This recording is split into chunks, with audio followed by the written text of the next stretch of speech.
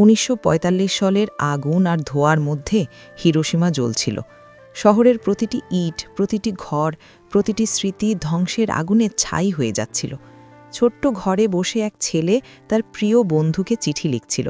হাত কাঁপছিল, চোখে ভরা অদৃশ্য কান্না।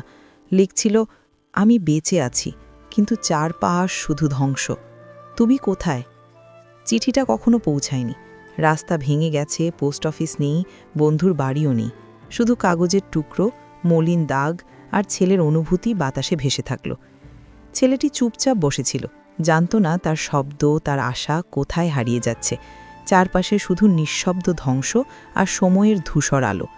ইতিহাস বলে হিরোশিমা ধ্বংস হয়েছে, কিন্তু কেউ জানে না সেই ধ্বংসের মধ্যেও একটি বন্ধুত্বের, একটি চিঠির, একটি ছেলের নিঃশব্দ ভালোবাসার গল্প হারিয়ে গেছে। শেষ মুহূর্তে চিঠিটাই রইল একমাত্র সাক্ষী যে শহরকে কেউ ভেঙেছে, কিন্তু মানবতার অনুভূতি এখনও বাতাসে ভেসে আছে।